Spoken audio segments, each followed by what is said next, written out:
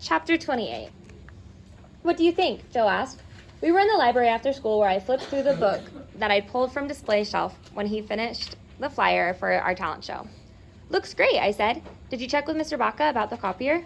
Yeah, no problem. He said I'll make the copies now. Cool, I said. We can hand them out on Monday.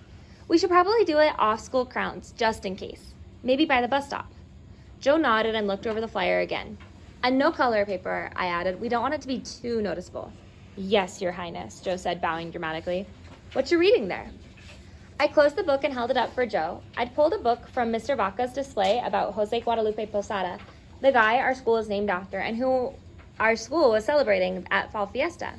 He was a pretty interesting guy, I said. I think I'm going to check this out before Mr. Baca closes up. I'll come by Calaca this weekend to grab some flyers. Later, as I shoved my book into my bag, I found the balled-up flyer Selena had thrown away at her mom's dance studio. I pulled it out. The deadline to register for the dance class had passed. I wondered if Selena was still upset about it. Was she mad at her mom for not letting her do it? I didn't know why I even kept the flyer, or why, as much as Selena bugged me, I felt a little bit bad for her. On Monday morning, the four of us met early to give out as many of the flyers as we could. We hung out near the bus stop at the end of the curb where we couldn't be noticed by the school staff patrolling. It's the same corner where there's a little market perfect for buying bottles of orange juice and rolls de canela, cinnamon rolls packaged in bright pink wrappers featuring a white bear wearing a baker's hat. All done, Ellie said. I think that went well, Bunny laughed, pointing to a kid throwing the flyer in the trash. Great, I said. Hey, that's my hard work, Joe complained. Whatever, at least I know a couple of kids who are interested. Really? I asked. Yeah, he said. Rivera gave them the X because their entire comedy act consisted of fart and bathroom jokes. The bell rang, and we headed to our homerooms.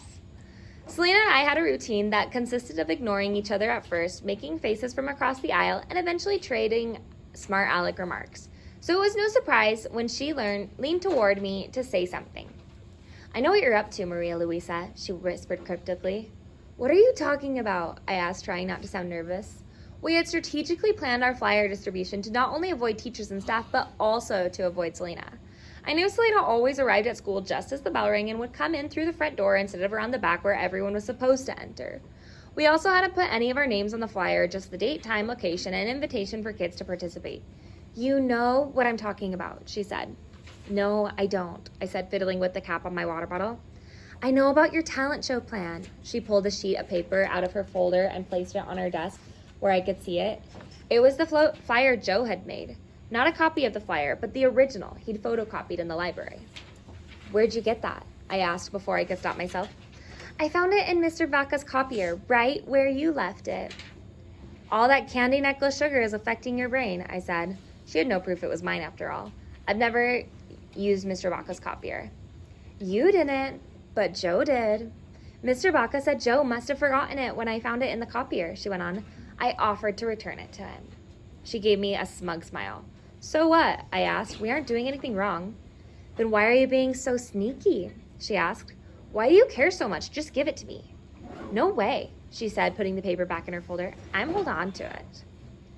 Selena turned to her friend, letting me know we were done talking. I imagined pouring my bottle of water on her and watching her melt like the Wicked Witch of the West until there was nothing but a pile of clothes and a candy necklace.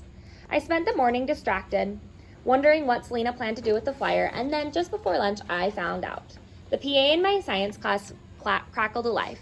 Miss Friedman, can you please send Maria Luisa to the office? The whole class looked up from their microscopes, where we were studying plant cells, and faced me. Go on, Miss Friedman said. Take your things. When I walked to the front office, Mrs. Soto, the school secretary, looked up. Maria Luisa? I nodded. I didn't even bother correcting her because I was so nervous. Principal Rivera would like to see you, she said. Come on back. Her office is down at the end of the hallway. I walked through the little swinging door that separated the offices from the waiting area and headed down the hall. I'd never been inside a principal's office. All the while, I thought about how Ramona Quimby, age 8, Beezus told Ramona that she could remember the correct way to spell a principal by remembering the school principal was her pal. Yeah, right. Principal Rivera was staring at her computer screen when I walked up. Maria Luisa, she said when she noticed me. Come in, have a seat. I sat down on one of the chairs in front of her super neat desk. Notepad stacked to her right, a manila folder in front of her, and a calendar to her left. There was a fancy nameplate that read Principal L. Rivera right in front of me. I wondered what the L stood for.